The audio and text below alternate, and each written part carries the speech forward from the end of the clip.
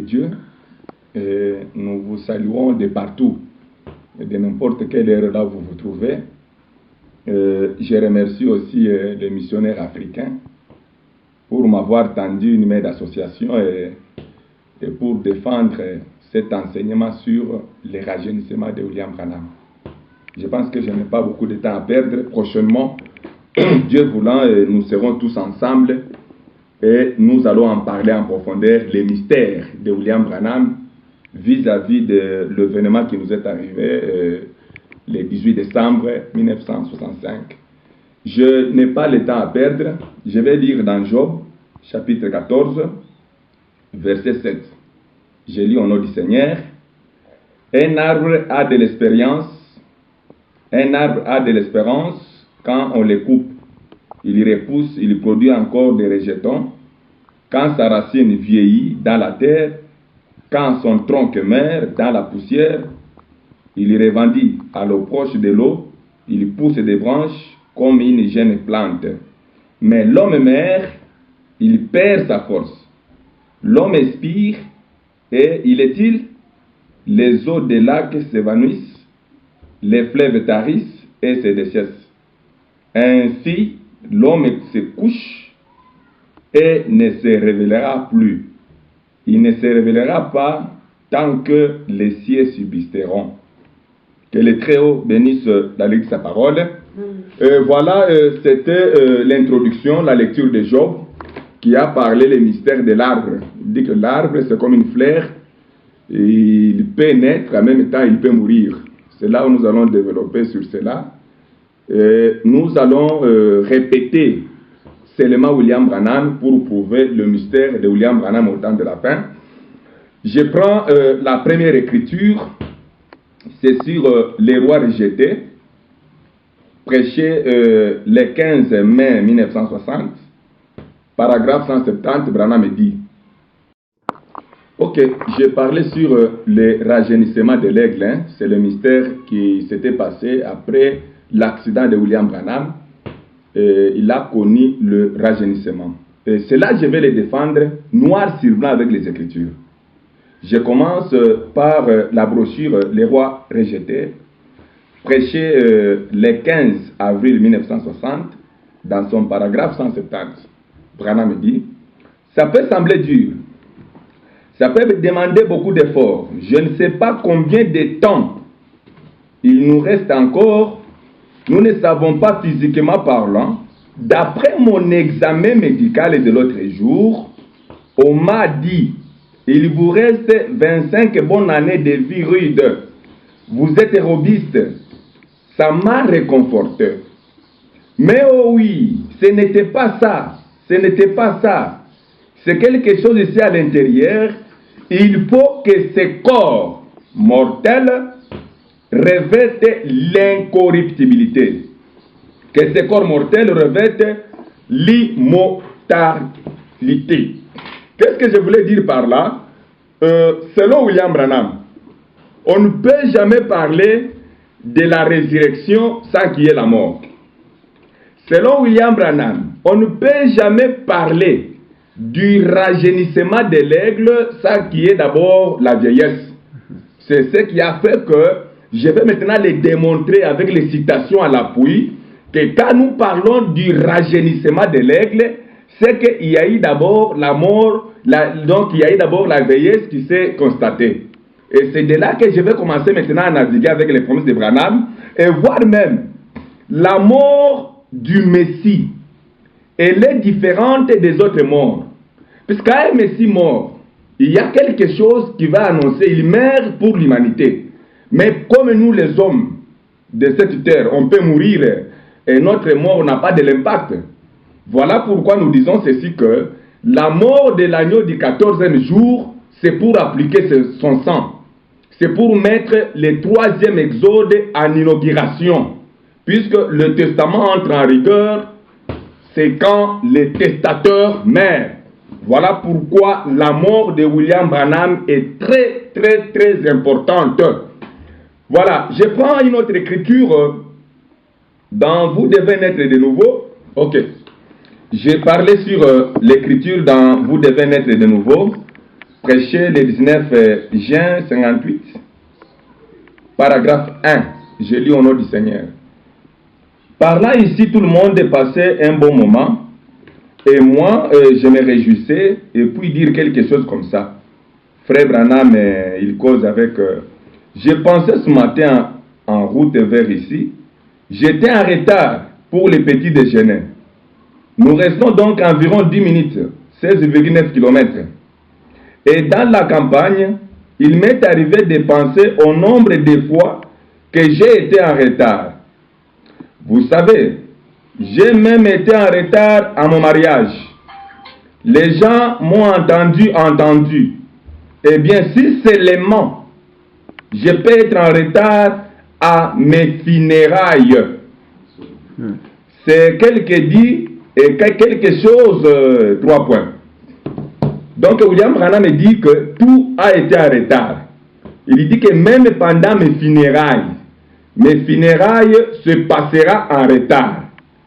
Branham, la science a déclaré qu'il est mort le 24 décembre 1965, mais il a été enterré au mois d'avril 1966. Pourquoi ce retard-là? Alors, nous devons l'expliciter avec le message de William Branham lui-même. Parfois, les gens pensent que quand Branham dit ça, il voulait satisfaire les gens. Mais Branham il dit ceci dans Dieu mal compris, que mal comprendre Dieu, c'est quoi?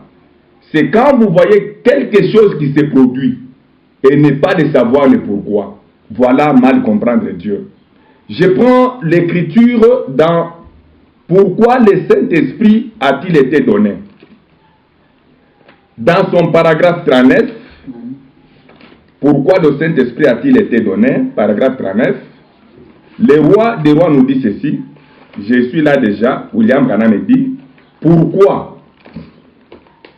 Si vous observez la nature, vous verrez Dieu en l'œuvre. Il y a là un secret qui se rapporte même à mon ministère. Vous voyez, c'est qu'en observant la nature pour voir comment elle fait, quelle époque, quel moment, on peut voir où on vit, observer l'époque. Que Dieu vous bénisse. Donc, le ministère de William Branham, il est lié à la nature. Donc, dans la nature, il y a le secret de William Branham. C'est là où j'aimerais encore ajouter une autre écriture dans Dieu qui se cache et qui se révèle dans la simplicité. Paragraphe 159, William Branham dit, c'est un peu comme ce sénateur ou cet homme qui vient de se porter candidat à la présidence qui avait été battu. C'était Tic Coates. Il m'a parlé. Quand je prêchais aux funérailles de Maman Fort et que je parlais de la résurrection, de l'assurance de la résurrection, aussi sûr que le soleil se lève, moi aussi, je me lèverai. Aussi sûr que l'herbe meurt à l'automne et que la feuille tombe de l'arbre, ils reviennent de nouveau. Que Dieu vous bénisse. Donc par là, nous venons de comprendre que le Seigneur Branham dit que son ministère, le secret de son ministère, c'est dans la nature. Et il dit que les feuilles meurent pendant l'automne.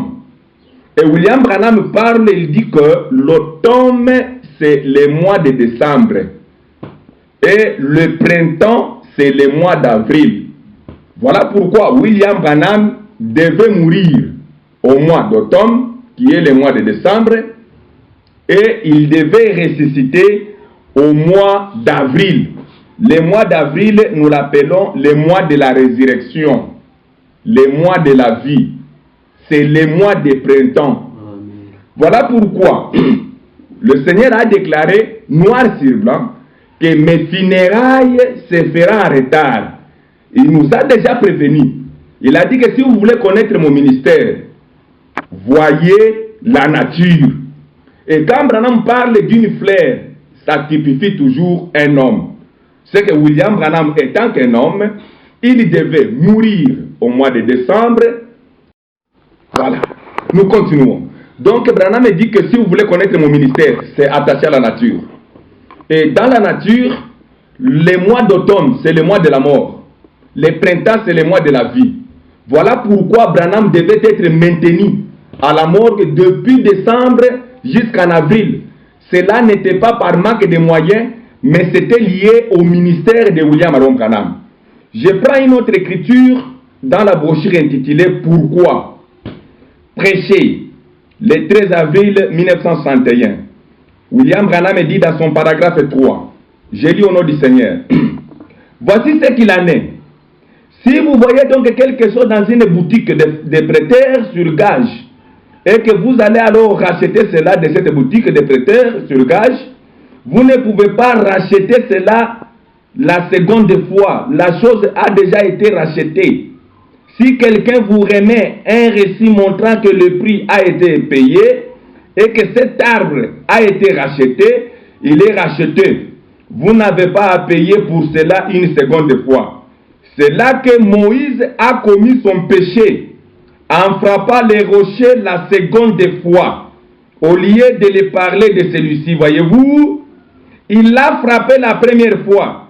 Qu'est-ce? Cela symbolisait la faiblesse du sang de Jésus-Christ, comme quoi il devait être frappé pour chaque individu. Voilà pourquoi les rochers devaient être frappés pour la seconde fois selon William Branham, parce que la première fois, la venue de Jésus, son sang a été faible. Voilà pourquoi le sang de Jésus n'a pas apporté la rédemption dans sa totalité dans la joie. Il a fallu attendre la seconde fois pour que les rochers soient frappés avec un sang riche pour apporter une rédemption dans sa totalité dans la joie. Voilà pourquoi j'aimerais souffler quelque chose à l'auditoire, vous qui me suivez de partout. Jésus, son ministère n'était pas lié à la nature. Jésus, il est né le 1er avril l'an 0. Et il est mort, il est ressuscité toujours au mois d'avril. Là, ce n'est pas le ministère lié à la nature. Jésus lui-même, il n'avait pas accompli la loi de la nature puisque son sang, selon William Branham, il dit qu'il y a deux agneaux. Il y a l'agneau des nations et l'agneau des gentils, et l'agneau juif. Et William Branham dit que parmi les deux agneaux, les gens des nations ont le véritable agneau.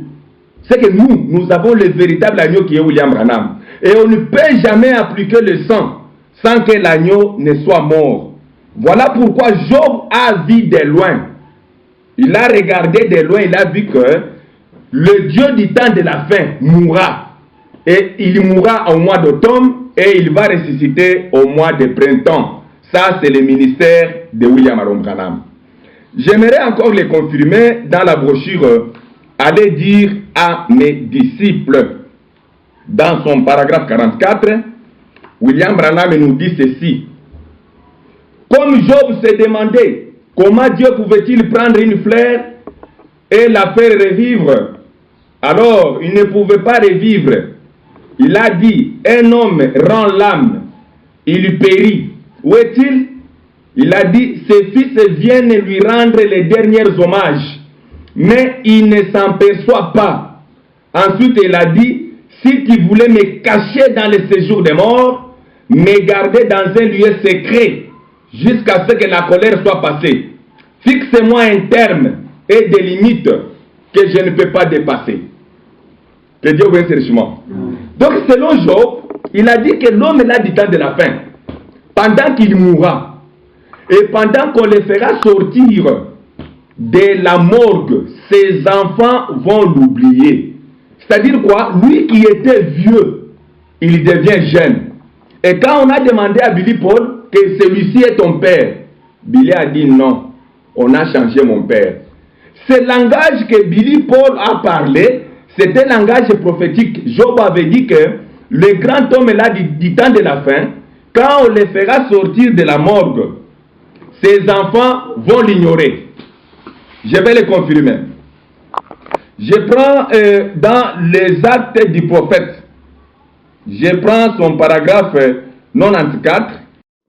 Ok, les actes du Saint-Esprit, hein, c'est le témoignage de Perry Grimm.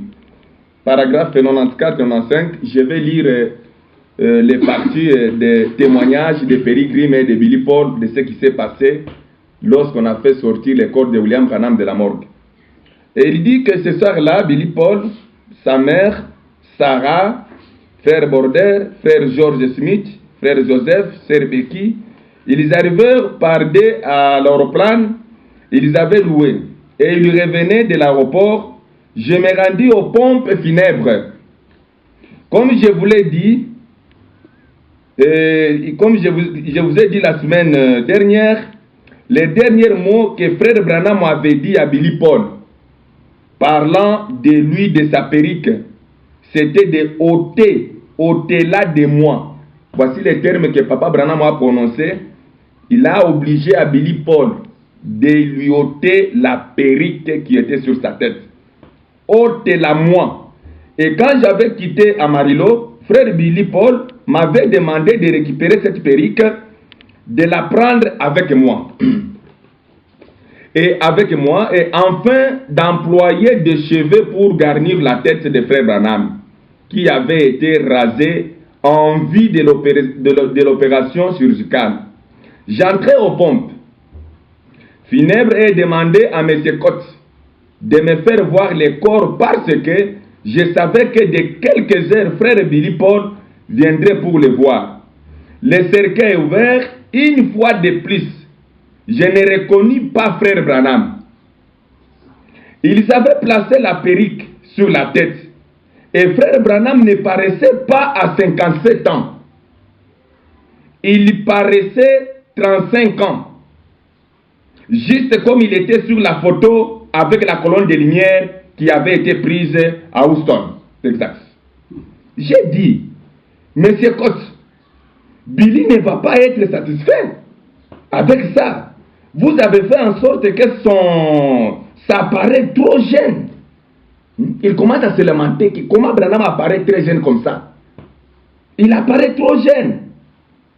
Et sa bouche était trop distincte de sa peau trop blanche. Il avait plutôt un teint sombre. Et M. Cotte répondit, je vais voir ce que je peux faire. Je me rendis à l'aéroport. Il raconta Billy Paul. Il l'amena personnellement à l'aéroport, à l'hôpital, et quand il eut vu que sa mère était en sécurité par les soins du docteur Samader, nous nous rendîmes immédiatement aux pompes funèbres. Billy et moi, nous nous rendîmes vers le cercueil de Billy. Il me dit, qu'avez-vous fait avec mon père? Qu'est-ce qu'il aurait dit si j'étais arrivé à Jeffersonville avec un cercueil vide? Et si quelqu'un des morts ressuscita, il ne croirait pas que j'ai dit ça. C'est ce qu'il avait, il a donné. Il a donc que j'ai apporté. Monsieur Cotte est témoin. Ceci est le corps de votre père. Le jour suivant, Madame Brumbach, la mère de Sœur Hope, vient et je l'accompagnais jusqu'au cercueil. Elle commença à pleurer. Elle se retourna vers moi. Elle me dit, ceci est ton père. Celui-ci est ton père. Comme je l'ai connu quand il avait marié ma fille Hope. C'est à ce que je me réalise que ce n'était pas une autre personne, que c'était toujours mon père, mais il n'était plus vieux. Il est devenu un jeune homme. Que Dieu vous bénisse richement. Et ça, c'est une promesse de Job. Job a dit que lorsque cette fleur-là mourra, quand il arrivera au mois de printemps, les gens vont l'oublier. Ses enfants vont l'oublier. Voilà pourquoi Billy Paul, même Meda, a oublié son mari. Billy Paul a oublié son père. Celui qui a tranché les problèmes, c'est Madame Brumbach. Il a dit, Billy Paul, ne t'en fais pas. L'âge qu'a ton père ici, c'est l'âge où il venait fréquenter ma fille quand il était encore jeune. Et on dit que l'âge qu'avait William Branham, c'est le même âge où il s'était photographié avec la colonne de feu au-dessus de sa tête. Il est devenu jeune. Pourquoi ces rajeunissements? Lui qui a vieilli, lui qui avait des calvities. Mais après le décès, l'homme se retrouve jeune. Et je vous dis que c'est un mystère prophétique de l'aigle. C'est là où j'aimerais maintenant défendre cela, noir sur blanc, pourquoi Branham redevient jeune. Je pense que j'en ai déjà parlé, que ses enfants l'ont oublié, c'était déjà la prophétie de Job 14. Il dit que quand on le fera sortir de la mort, il va se rajeunir. Maintenant, je prends l'écriture noir sur blanc dans la brochure que le Seigneur Branham l'a intitulée Laissez échapper la pression. Prêché le 13 janvier 63. Paragraphe 149, le grand Bible dit ceci. Ce vieil aigle, il attrape une croûte sur sa face et sur sa tête. Quand il vieillit, il peut à peine manger, il maigrit, son bec ne peut pas s'ouvrir correctement, il devient presque aveugle. Et quand cette croûte atteint un certain niveau sur la tête, on dit qu'il voit très haut dans l'air. Il se pose sur, il se coche sur un rocher. Et il cogne sa tête contre cela pour faire tomber, si possible, cette croûte. Et il roule les yeux, il regarde derrière, il cogne la croûte qui apparaît sur sa face. Amen. Oh! Et cela doit tomber. Cela doit tomber, sinon il va mourir. Il va faire tomber cette croûte de sa face. Et son bec, il cogne sa tête d'un côté puis de l'autre. Il cogne jusqu'à ôter cette croûte. Et quand il cogne contre ces rochers, jusqu'à ce que la croûte soit tombée, alors il crie. Il bat ses ailes. Il se réjouit. Car il sait qu'il va avoir de nouvelles plumes. Car il sait qu'il va avoir de nouvelles plumes. Il va encore absorber des vitamines. Et il va se rajeunir. Amen. Il va se rajeunir. Et je me suis dit, quelle chose merveilleuse. Voilà le mystère des rajeunissements. Branham dit que quand un aigle vieillit, automatiquement, il doit aller dans un rocher. Il va commencer à prendre sa tête, là où il y a la croûte qui apparaît. Pendant qu'il est en train de frapper sur les rochers, le sang coule. Le sang coule. Et pendant que le sang coule, c'est pour que l'aigle soit rajeuni. Voilà pourquoi, au mois de décembre, le 18 décembre 1965, quand William Branham revenait de chez lui, il a connu l'accident. Voilà pourquoi sa tête a cogné sur le rocher, qui est sa vieille Ford. C'était le type de l'hôtel du temps de la fin. Et pendant qu'il cognait comme ça, le sang coula à flot. Et quand le sang coula à flot, c'est pour le rajeunissement de l'aigle. Voilà pourquoi William Branham s'est rajeuni. C'est parce que c'est lui le grand aigle du temps de la fin. Voilà pourquoi les gens se demandent que pourquoi Branham s'est rajeuni. C'est le mystère de l'aigle. Quand il vieillit, une croûte apparaît. Et cette croûte, pour la faire enlever, il doit se cogner sur un mur. Oui. Mais la Bible a dit sur un rocher, mais nous, notre rocher aujourd'hui, c'est la vieille Ford. Voilà pourquoi ce jour-là, sur le boulevard de Maricopa, mon Dieu a connu un accident. Sa tête est passée à bord du paraprise. Et pendant qu'il est passé comme cela, le sang commençait à couler. Et Billy a commencé à pleurer. Papa, maman, mère est morte. Et Branham me dit que quand l'aigle commence à cogner, il ne parle pas beaucoup. Voilà pourquoi quand Billy a parlé, pas de réponse. C'est Joseph qui est venu après. Et il a commencé à crier, papa, maman est morte. C'est là où Branham a crié, qu'est-ce que c'est que ça? L'aigle ne parle pas beaucoup quand il est en train d'enlever la croûte sur la face de son figure. C'est le mystère de l'aigle du temps de la fin qui devait maintenant se rajeunir. Voilà pourquoi quand on a amené William Branham de l'hôpital, dans l'intervalle de 3 à 4 jours, on a vu ses os se ressouder. On a vu que le même Branham devient jeune. C'est un aigle volant du temps de la fin. Que Dieu vous bénisse. Je confirme encore avec une autre écriture. Laissez échapper la pression. Prêchez.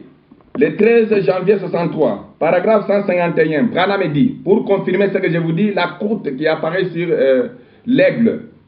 Il dit, ô aigle, aigle aujourd'hui, c'est pour cela que vous êtes ici.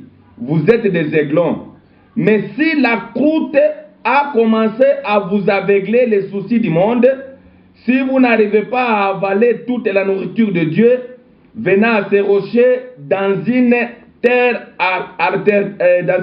altérée. Vous venez et cognez-nous contre l'autel jusqu'à ce que la croûte se casse. Voilà. Donc, Branham est en train de parler sur, pour enlever la croûte, il faut arriver dans un hôtel. Mais moi, je vous ai déjà dit que l'hôtel que Branham parle, c'est sa Ford.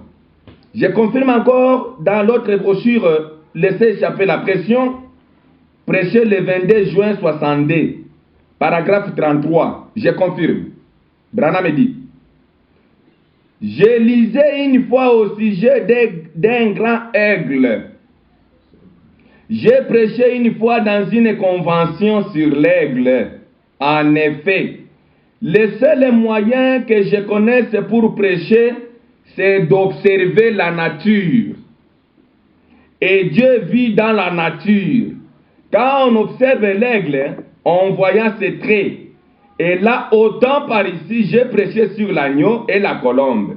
La nature, voyez-vous, à travers toutes ces choses, Dieu qui nous parle, il y a un seul type d'aigle. Il existe 40 espèces différentes. Ce nom signifie celui qui déchire par le bec. Et l'aigle, lorsqu'il devient vieux, une croûte se forme sur sa tête. Il vieillit. Il devient presque aveugle. Que Dieu vous bénisse richement. Donc c'est par là que nous venons de comprendre que quand l'aigle vieillit, il doit enlever la croûte. Et quand la croûte est enlevée, directement les cheveux apparaissent. La jeunesse s'installe. C'est là où maintenant les gens qui ont vu Branham vieillir, après un temps Branham devient vieux et il devient jeune. C'est le mystère de l'aigle. Et quand nous parlons de l'aigle, c'est William Branham. C'est lui le grand Jéhovah aigle. Alors il devait vieillir. Avant cet vieillissement, avant qu'il y ait maintenant le rajeunissement, le Seigneur Branham devait d'abord se rajeunir. Maintenant, voilà comment est-ce que le sang a coulé. Pendant qu'il cognait sur la vieille Ford, William Branham dit que l'agneau, on ne le pend pas. L'agneau est immolé. C'est la raison pour laquelle Jésus n'était pas immolé. Jésus a été pendu. Voilà pourquoi William Branham dit que Jésus, il est né comme un agneau, il est mort comme un bouc. Un agneau, pour qu'il soit mort, il faut que les coups soient battus. Voilà pourquoi le cou de Branham a été cogné sur les paraprises et la tête, le sang commença à couler. Pendant que le sang coula, c'était pour vous, c'était pour moi. C'est une rédemption. C'est pour inaugurer le troisième testament, puisqu'à chaque testament, il y a le sang. Dans le premier testament, pour l'inauguration, il a fallu d'abord immoler l'agneau et prendre le sang de l'agneau et le placer. Dans le deuxième testament, c'est la même chose. Nous voici maintenant au troisième testament. Il faut le sang de l'agneau. Et quand le sang est versé, c'est pour déjà publier le troisième testament. C'est là où William Branham dit qu'après mon départ, les jeunes gens saisiront ceci. Donc quand le sang coule directement, c'est l'inauguration du troisième testament. Voilà pourquoi la mort de William Branham elle est très capitale. Voilà pourquoi nous disons encore, si Branham tu n'étais pas venu. Puisque Branham a apporté toute la réalité de son message. Première chose, accomplissement d'Hébreux 9:16. Le testament entre à rigueur quand le testateur meurt. Deuxième chose, publication du baptême de Branham. Voilà pourquoi il interdisait à Sothmann. Il disait que attendez le moment. Quel moment? Il a fallu que la croûte soit enlevée. Il a fallu que le sang soit versé pour publier la troisième alliance. William Branham dit à Billy Paul, enlève-moi la postiche. Et quand il a dit comme cela, il n'a pas perdu son temps. Donc le fait d'enlever la postiche, donc c'est une chose qui apparaît sur la face. C'était la croûte. Donc ces postiches ne pouvaient pas rester sur la tête de Branham. Voilà pourquoi il a dit, enlève-moi vite cette postiche. Et quand il a encore enlevé, ah, j'aimais ça religieux, le sang a commencé à couler. Le sang de l'agneau du 14e jour. Il a quitté l'éternité pour venir souffrir pour moi. Et mon cœur bondit de larmes de voir le grand Jéhovah venir mourir pour les rachats. Donc voilà pourquoi je vous ai dit au début que quand Branham l'a enterré en retard, ce n'est pas par manque de finances. C'est parce que son ministère est lié à la nature. L'automne, c'est le mois de décembre que nous célébrons, et le printemps, c'est le mois d'avril. Le mois d'avril, c'est le mois de la résurrection. Voilà pourquoi ici, nous déclassons déjà Jésus. Jésus, il est né au mois d'avril, et il est même ressuscité au mois d'avril. Ce n'est pas ça la nature. La nature, l'enterrement doit se faire en retard pour accomplir le plan du ministère de la nature. Et quand nous avons encore parlé sur les rajeunissements, Branham, c'est un aigle. Il devait d'abord cogner il devait d'abord enlever la croûte sur sa face. Et c'est le but de l'accident. Et cet accident de Branham a été promis depuis l'Ancien Testament par Naïm. Il a dit que le prophète du temps de la fin connaîtra un accident. Mais parfois les autres disent que non, peut-être il a mal conduit, mais c'était prophétique. Et maintenant, le fait là de verser le sang, ce n'est pas... Mais les accidents se font chaque jour. Quand Branham verse le sang, c'est pour inaugurer le 3e testament. Voilà pourquoi nous disons Branham est mort pour moi, il est mort pour vous, pour faire inaugurer le 3e testament. Voilà pourquoi nous, les jeunes gens, comme Branham dit qu'après mon départ, les jeunes gens comprendront. Donc nous sommes au temps maintenant de publier publiquement le nom de Branham. Dans le monde entier, leur dire que William Branham, il est vivant. William Aaron Branham, il est Dieu. William Branham, il est Elohim. William Branham, c'est lui la parole faite chair. William Branham, c'est lui l'immortel. Pourquoi? Il a vaincu la mort, le séjour des morts, et il se tient vivant. Et le jour où on l'a enterré, Branham dit qu'il était entré avec la colonne de feu. Dit jamais entendu, dit jamais vu. Voir un corps sans vie l'enterrer dans une pyramide, et dans cette pyramide, la colonne de feu y entre encore. Cet homme est-il mort? Voilà pourquoi le Dieu que nous adorons, il est vivant. C'est là où William Branham dit, d'un côté, la mort est en train de m'écraser, de l'autre côté, la vie s'installe. Il se pourrait que vous entendez par radio, par réveil, par téléphone, que moi, Branham, je suis mort. N'acceptez jamais cela. Jamais. Je ne peux pas mourir. Pourquoi? D'abord, il est passé de la corruptibilité à l'incorruptibilité. Shalom, shalom de partout. Notre Dieu se rajeunit. Mais du temps de Jésus, son corps, au lieu de se rajeunir, il pourrissait dans la tombe. Et Pierre, pour l'enterrer, il avait un mouchoir pour cacher l'odeur nauséabonde. Mais pour William Branham, c'est le rajeunissement. Ne soyez pas scandalisés, c'est le message de William Branham. En tout cas, shalom, shalom, shalom. Prochainement, Dieu voulant, nous allons nous retrouver en live. Je pense que c'est votre serviteur, pasteur sage, de Branham Tabernacle Kassapa Lubumbashi RDC. Je salue encore mon ami missionnaire africain Ben Briand pour m'avoir tendu la main d'association. Espérons qu'un jour, nous allons nous revoir. Shalom, shalom. Que Dieu vous bénisse. Il va racheter.